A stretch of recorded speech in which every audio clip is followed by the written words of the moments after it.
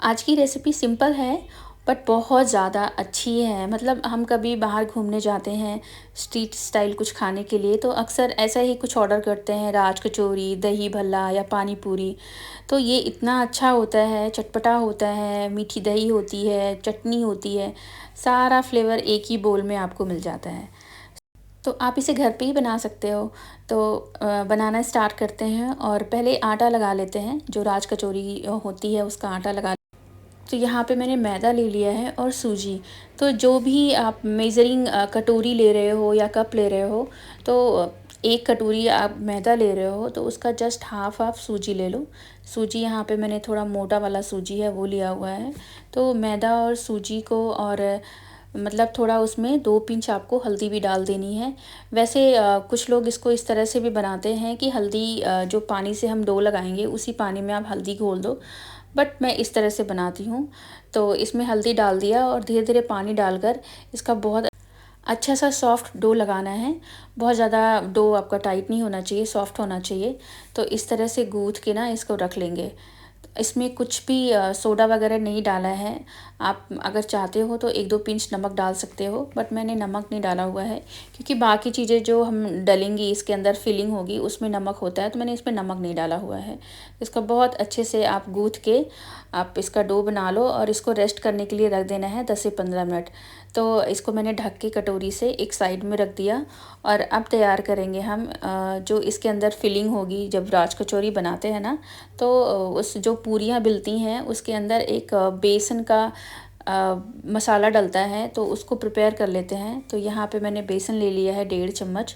और अब इसमें थोड़ा सा लाल मिर्चा पाउडर, थोड़ा हल्दी पाउडर, थोड़ा हींग और थोड़ा खाने वाला बेकिंग सोडा, नमक, ज़ीरा पाउडर और थोड़ा सा धनिया पाउडर और लास्ट में ना 1 चम्मच ऑयल भी मैंने ऐड किया है। तो सारे मसालों को अच्छे से मिला लेंगे और थोड़ा थोड़ा पानी डाल के एक गीला सा डो बनाना है इसका।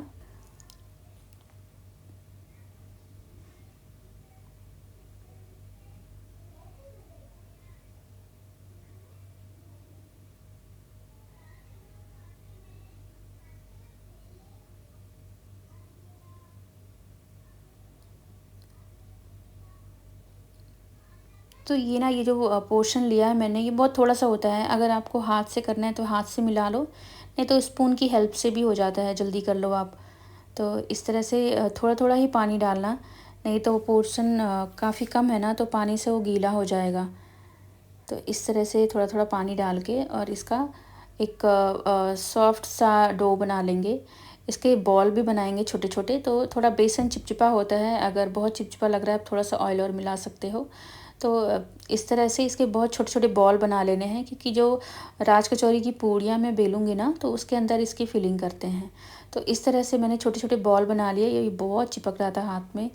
तो मतलब 6 बॉल मैंने बनाया है और 6 पूड़ियाँ रहेंगी। तो उस हिसाब से मैंने इस तरह के छोटे छोटे बॉल बना लिए। और अभी आटे को ढके हुए 15 मिनट हो गया है।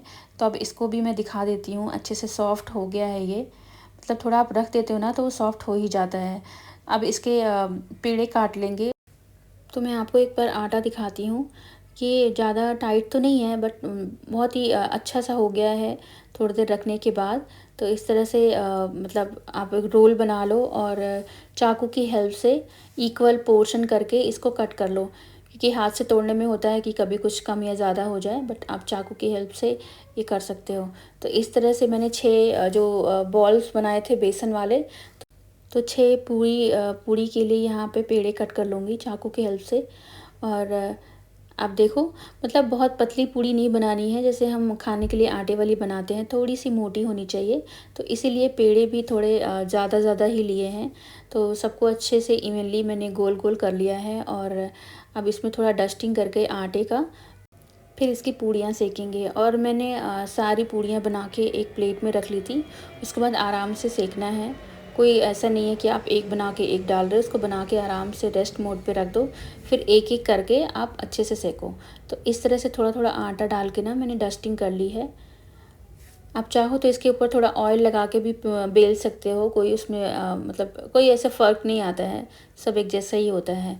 तो इस तरह से बहुत छोटी नहीं रखनी है, बट इस तरह आप रखो कि जब वो फूले तो आप उसके अंदर फिलिंग अच्छे से रख सको। तो थोड़ी पूड़ी बड़ी होनी चाहिए साइज़ में। तो पूड़ी बेल के और इसके बीच में मैंने ये बॉल रख दिया बेसन वाला, और इस तरह से करके आपको, मतलब ऊपर का पोर्शन मैं निकालती नहीं हूँ यूजुअली, इसमें ऐसे ही दबा दिया और ये निकलता नहीं है बिल्कुल भी। जो बेसन हमने अंदर डाला हुआ है वो बिल्कुल आप बेलोगे ना तो निकलेगा नहीं, अगर आपने सही से सब कुछ बनाया हुआ है। तो ऐसे ही करके सारी पूड़ियाँ बेल के मैंने साइड में रख ली है प्लेट में, एक एक करके।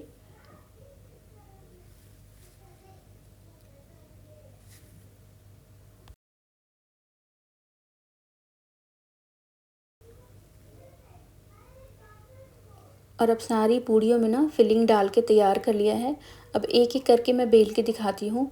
बहुत ही गोल अच्छी सी थोड़ी सी साइज़ में बड़ी और मोटी पूड़ी बना के तैयार करनी है।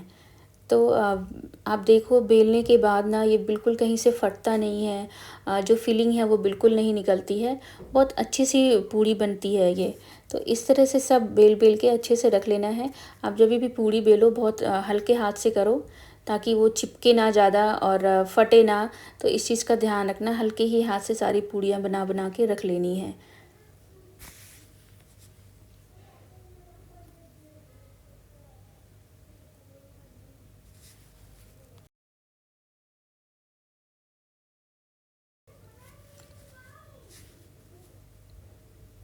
और अभी इसको तलने की बारी है। तो आप किसी भी कढ़ाई में भगोने में ऑयल ले लो, और ऑयल थोड़ा ज़्यादा ही रहे ताकि ये अच्छे से फूले। तो मैं एक यहाँ पे मैंने बड़े साइज़ का भगोना लिया हुआ है और उसमें ऑयल ले लिया, रिफ़ाइंड ऑयल, और इसको अच्छे से हीट कर लेना है।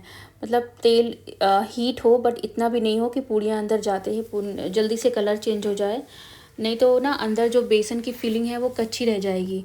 तो फ्लेम थोड़ा कम होना चाहिए, अच्छे से इसको धीरे धीरे सिकने दो आप। और इसके ऊपर तेल डालते रहोगे ना तो ये बहुत अच्छे से फूलती है, जैसे नॉर्मल पूड़ी फूलती है उसी तरह से बहुत अच्छे से ये पूरा ही फूल जाएगा। तो मैं आपको करके दिखाती हूँ इस तरह से।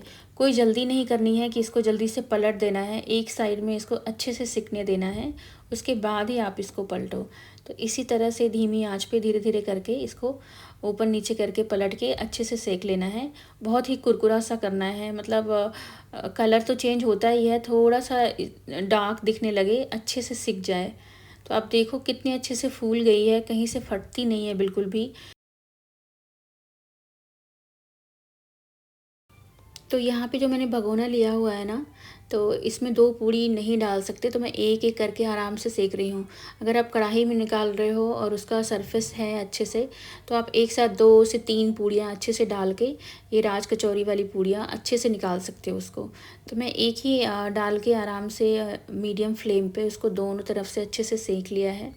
और मतलब जो हमने हल्दी डाली हुई थी ना, उसकी वजह से इसका कलर तो इतना अच्छा आया है, और ऊपर से ये बहुत अच्छे से फूला भी है।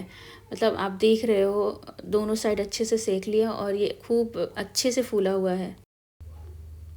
और ऐसे ही सारी मतलब राज कचौरी की पूड़ियाँ मैंने निकाल ली है, मैंने 6 बनाई हुई थी, और एक एक करके आप देखो मतलब फूला भी है, कलर भी आया है अच्छे से। तो ये बहुत प्यारा लग रहा है अभी से। और अब मैं आपको दिखाऊंगी जो इसके अंदर फिलिंग हम डालेंगे, जो चटपटे चने वाली फिलिंग होती है वो। तो यहाँ मैंने पहले से ही छोला चना और मूंग की दाल, जो साबुत मूंग की दाल होती है, उसको भिगो के रख लिया था और उसको उबाल लिया था थोड़ा सा नमक और बेकिंग सोडा डाल के। तो ये तीनों मैंने एक साथ ही भिगोया था और एक साथ ही इसको कुकर में उबाल लिया है। आप अलग अलग भी कर लेना, जैसे आपको कंफर्ट लगे। तो मतलब जो भी फिलिंग आपको डालनी है उतना पोर्शन लेके, और अब इसमें थोड़े मसाले डालेंगे। थोड़ा नमक हो गया, थोड़ा धनिया पाउडर हो गया, थोड़ा चाट मसाला हो गया। और मैं ऐसी चीज़ें जब बनाती हूँ ना तो थोड़ा सा हींग डाल देती हूँ उसमें ज़रूर से। सब चीज़ों को अच्छे से मिला लेना है। और अगर आपको और भी चटपटा खाना है तो आप इसमें लाल मिर्चा पाउडर या हरा मिर्चा छोटे छोटे काट के डाल सकते हैं, बट मैं इतना स्पाइसी नहीं बना रही हूँ। और अब मैं आपको तोड़ के दिखाती हूँ, ये इतना अच्छा लग रहा है ना, इसका जो क्रंच है। तो इसको बहुत अच्छे से तोड़ लेंगे। और अब इसके अंदर फ़िल करेंगे जो हमने छोला, चना और मूँग की दाल का बनाया हुआ था, तो उसको अच्छे से फ़िल कर दो आप 2 से 3 चम्मच जितना उसमें स्पेस है। क्योंकि अच्छे से फ़िल होगा ना, फिर वो खाने में तोड़ के खाने में अच्छा लगता है। फिर यहाँ पे मैंने फिटा हुआ दही लिया है और इस दही में बहुत थोड़ा-सा मैंने शुगर डाला हुआ है और इसको अच्छे से फेंट लेना है आपको। फिर ऊपर आप ये दही डालो, हरी धनिया की चटनी होती है जो, उसको डालो आप और जो केचअप होता है, लाल चटनी डालो या केचअप जो भी आपको डालना है, वो इसके अंदर डालो। बेसिकली आपको सब इसको खट्टा, मीठा, तीखा, चटपटा सब बनाना है, तो आप तीनों तरह की चटनी डालो, केचअप डालो, थोड़े मसाले स्प्रिंकल करो, चाट मसाला हो गया, थो ज़ीरा पाउडर, काली मिर्च का पाउडर, ये सब ना डालने से और चटपटा बनता है ये। तो थोड़े से जो चुकंदर है ना, उसकी पतली-पतली स्लाइसेस कट करके वो डाला है, थोड़ा सेव वाली नमकीन। ये सारी चीज़ें जब डलती हैं ना, तभी वो टेस्ट आता है जैसे हम बाहर खाने के लिए जाते हैं स्ट्रीट में, तो ऐसे ही सारी चीज़ों को डालो। आप बूंदी भी डाल सकते हो, जो रायते वाली बूंदी होती है वो। और जब आप सारी चीज़ें अच्छे मेज़रमेंट में डालोगे ना, तो जब आप पहली बाइट खाओगे तो बिल्कुल वैसे ही टेस्ट आएगा जैसे आप स्ट्रीट स्टाइल खाते हो। बिल्कुल खट्टा, मीठा और थोड़ा इसमें अनार का फ्लेवर आ रहा है, थोड़ा जो हमने नमकीन डाला हुआ है या जो यहाँ पे चुकंदर ऐड किया है इसमें, तो इतना अच्छा कॉम्बिनेशन है ये इसका। तो आप वैसे तो ये होली वगैरह में ज़्यादा बनाते हैं, बट आप इस एक बार ज़रूर से घर पे ट्राई करो, आपको वही वाला टेस्ट मिलेगा।